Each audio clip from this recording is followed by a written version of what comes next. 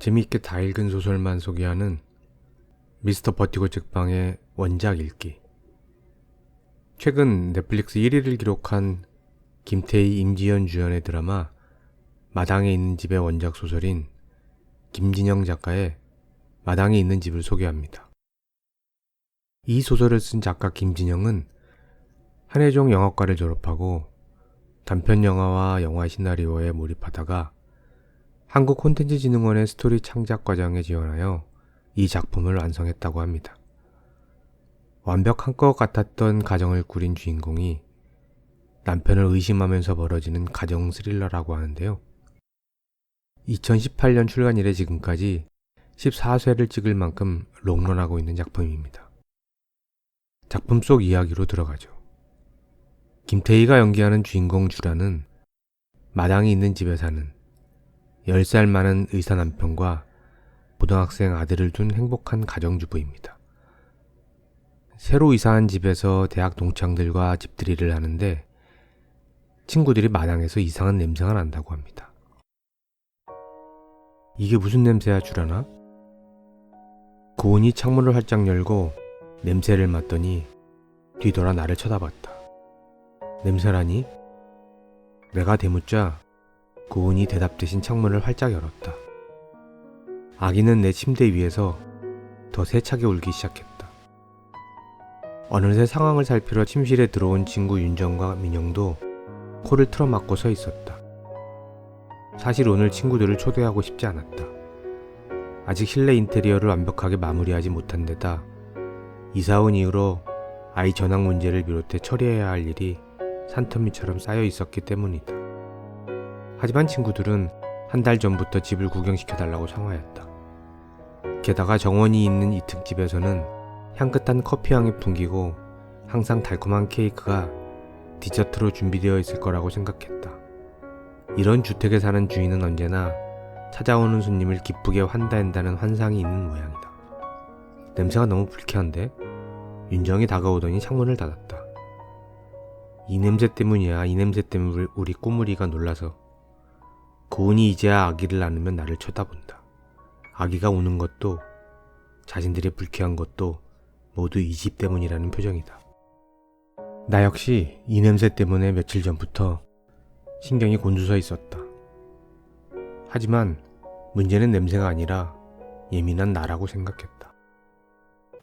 없나 본데? 드라마에서는 동창이 아니라 근데 이게 무슨 냄새야? 같은 단지에 사는 사람들과 오랫동안 집을 비웠던 옆집 여자가 냄새를 확인해 줍니다. 무슨 냄새야? 무슨 냄새? 그런데 아들과 남편은 냄새가 안 난다고 하죠. 승재는? 안 나. 아무 냄새도. 참다 못한 여자는 직접 화단을 파헤칩니다. 여긴 아무것도 없어. 거름 냄새일 뿐이야. 아무것도 없다는 걸 확인한 뒤에 나는 행동을 멈출 수도 있었지만 다시 한번 삽을 흙에 더 깊숙하게 꽂았다. 용기 있는 집주인 놀이에 빠진 걸까? 하지만 이번엔 쉽게 흙을 떠내지 못했다. 야전삽의 끝에 뭔가 닿는 느낌이 났기 때문이다. 말랑말랑하고 부드러운 느낌이었다. 삽을 더 깊숙하게 넣자 딱딱한 느낌이 들기도 했다. 돌멩이인가? 삽으로 흙을 퍼내자 얇고 길쭉한 시퍼런색 막대기 몇 개가 보였다. 흙을 걷어내고서야 알아챘다. 눈앞에 보이는 건 파란색 나무 막대기가 아니었다. 식물이 뿌리도 아니고 동물 자체는 더더욱 아니었다. 가늘고 긴 사람 손가락이었다. 그리고 그곳엔 정말로 시체가 있었습니다. 시체를 발견한 주란의 표정이 어떻게 보면 웃는 것도 같습니다. 이유는 남편과 아들의 말과 달리 자기 말이 맞았다는 데서 비롯된 기쁨이었을 겁니다. 하지만 주란은 시체를 발견하고도 경찰에 신고하지 않고 이 사실을 남편에게 말합니다. 시체를 본 남편의 얼굴은 놀라는 것이 아니라 싸늘하기만 합니다. 뭐였어요?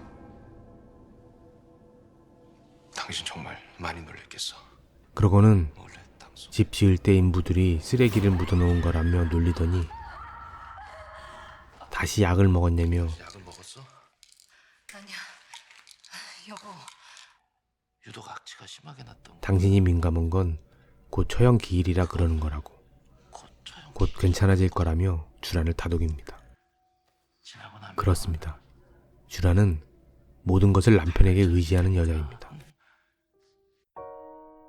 10살 연상인 남편을 나는 연애 때부터 의지하고 존경해왔다.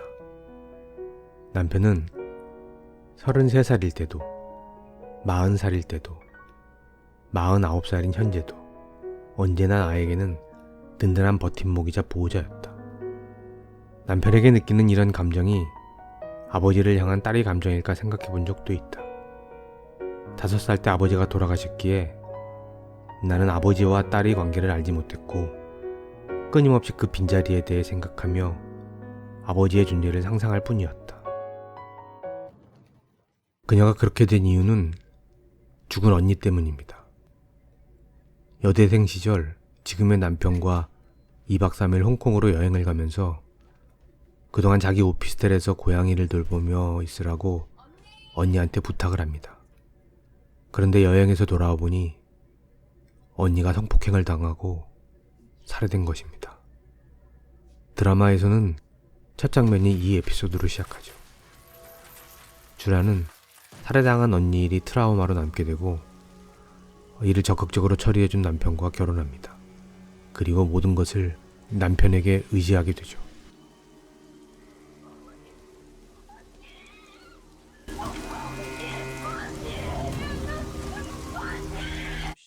그런데 자기 집에 찾아와 불편하게 했던 남편과 밤낚시를 가기로 했던 제약회사 직원 김윤범이 낚시터에서 빠져 죽었다는 이야기를 듣고 주라는 남편을 의심하기 시작합니다.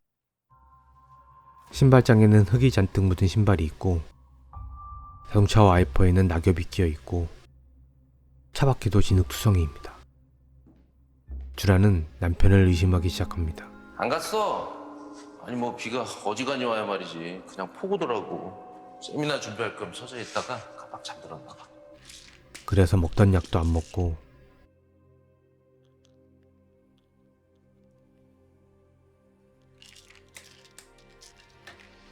CCTV를 확인하고 자동차 블랙박스도 확인하죠. 한편 백화점에서 매트리스 판매 사원으로 일하며 오래된 좁은 아파트에 사는 상은은 제약회사 영업사원인 남편 김은범한테 맞고 사는 여자입니다. 야 여기 추워. 제약회사에서 영업일을 하는 남편은 실적은 좋았지만 돈을 많이 벌진 못했다. 성실한 사람이지만 그 성실함을 무리한 밀어넣기와 로비에 사용했다. 오로지 실적만이 자신을 평가한다고 생각했다. 그 실적은 안타깝게도 돈으로 이어지지 못했다. 한마디로 남편은 성실하기만 한 무능력자였다. 왔냐? 남편이 작은 방의 문을 열고 나왔다. 금방 집에 도착했는지 양복 차림에 넥타이도 풀지 않고 있었다. 생각보다 일찍 왔네. 오늘은 일이 없었나 보지? 내가 주방으로 향하며 물었다. 남편은 기가 막히다는 듯이 나를 노려봤다. 너 바보냐? 오늘 토요일이라 반나절 근무라고 내가 몇 번 얘기했어. 밥은? 지금 먹을 거야. 밥 차려. 너 그리고 내가 일 관두라고 그랬지? 나는 남편의 말에 대꾸하지 않고 냉장고에서 반찬 용기를 꺼내 식탁 위로 툭툭 옮겼다. 얼려둔 밥을 전자레인지에 돌리고 수저를 넣는 동안 남편은 식탁 앞에 앉아 꼼짝하지 않고 나를 빤히 쳐다봤다. 왜 대답을 안 해? 일 언제 관둘 건데? 남편이 숟가락을 들자 나도 모르게 움찔하며 뒤로 몸을 피했다. 뭐 하냐? 남편이 내 행동을 보고 어이없다는 듯이 웃었고 나는 수치심을 느꼈다. 남편은 버릇을 들인다며 밥을 먹다 나에게 숟가락을 던진 적이 있다. 그때의 기억이 몸 깊숙이 남아있었던 모양이다. 상은은 밤낚시 약속이 있는 남편한테 가는 길이라는 이유로 친정집에 데려다 달라고 합니다. 그런데 조수석 글러브 박스에서 젊은 여자의 핸드폰을 발견하고 의아해하죠. 가는 도중 그녀는 남편한테 드링크를 주더니 안개 낀 밤 조수석에 있던 여자는 차에서 내려 운전석에 타고 차를 몰고 갑니다.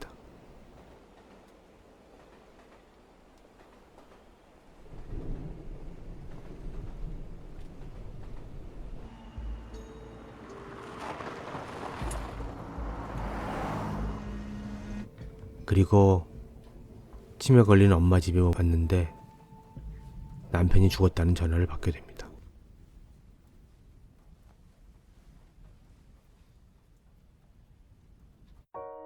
경찰의 전화는 내가 예상한 것보다 늦게 걸려왔다. 남편을 죽이기로 결심하고 실행에 옮기기까지 여러 번 망설였지만 후회는 없었다. 나는 남편을 죽인 살인자이지만 그 사실은 이제부터 잊기로 했다. 나는 피해자의 부인이어야 하니까. 눈을 감자 남편의 마지막 얼굴이 계속 떠올랐다. 드라마에서는 한동안 김은범을 죽인 사람이 의사 박재호인지 그의 아내 상은인지 확실하게 나오지 않지만 소설에서는 바로 상은이 남편을 죽이기로 했다는 내용이 나옵니다. 드라마에서는 극의 긴장을 위해 이 부분을 감추고 대신 상은이 남편을 죽었다는 소식을 듣고 식욕을 느끼는 장면이 나옵니다. 이 부분을 소설에서는 편의점에서 라면을 허겁지겁 먹는 장면으로 그리는데 드라마에서는 짜장면 먹는 장면으로 나오죠. 그녀는 짜장면 먹는 형사들을 보며 침을 꿀꺽 삼키더니 짜장면 집에 가서 만두와 짜장면을 격을스럽게 먹습니다. 그런 모습을 보고 가게 주인이 이렇게 묻죠. 왜 눈앞에 알짱거리던 꼴보기 싫은 놈이라도 사라졌나봐. 그리고 상은은 젊은 여자의 핸드폰을 켜보는데 여자애가 조건 만남을 하고 그 아이의 핸드폰에 박재호의 사진이 있는 것을 확인하게 됩니다. 그리고 그에게 메시지를 보내죠. 남편이 했던 것처럼 그를 협박해 돈을 받아내려고요. 남편의 장례를 마친 상은은 아파트 옥상에 앉아 아래층에서 아이와 남편과 함께 단란하게 지내는 또 다른 자신과 마주합니다. 그러면서 이렇게 말하죠. 그 벌, 왜 당신이 줘?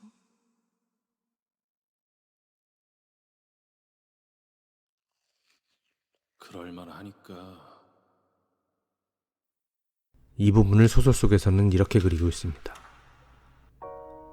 남편은 같지 않은 도덕성으로 무장한 사람이었다. 잘못한 사람은 벌을 받아야 한다는 신념에 이상하게 집착했는데 결혼 후 나에게만 엄격하게 잣대를 들이밀며 폭력을 정당화했다. 남편은 자신의 확고한 윤리의식대로 작동하지 않는 나를 벌한다는 명목으로 폭력을 행사하고도 단 한 번도 사과하지 않았다. 리베이트를 받은 의사들을 협박하거나 박재호에게 돈을 요구한 것도 그들이 잘못했다는 믿음에서 나온 행동이었을 것이다. 우습게도 남편은 삐뚤어졌으나마 절대적인 도덕의 한계선을 가지고 있었다. 그 우스운 윤리의식 때문에라도 남편은 미성년자와 성매매를 할 사람이 아니었다.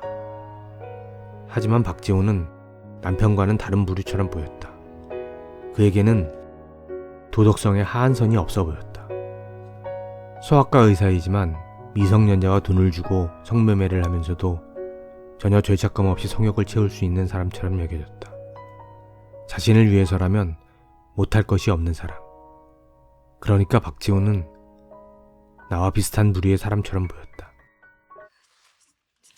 이렇게 자신과 의사 박지호가 비슷하다는 상은의 말은 두 사람이 사과를 먹는 장면으로 드라마에서는 표현됩니다. 그리고 주란이 상은을 찾아옵니다.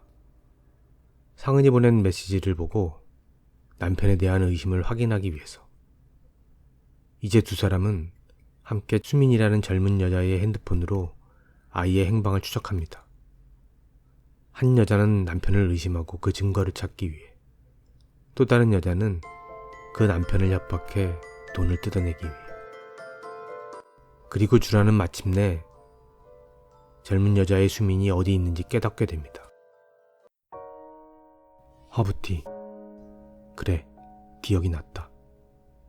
김은범이 죽은 그날 4월 9일 남편이 나에게 따뜻한 허브티를 건네고 잠이 잘 오도록 마사지를 해줬던 그날.